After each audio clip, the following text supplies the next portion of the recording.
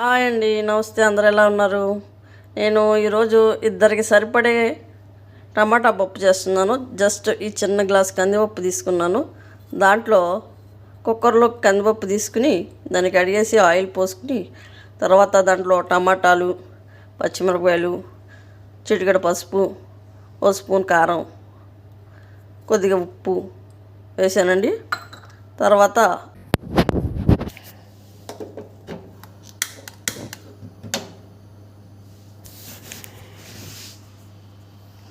ఇంకా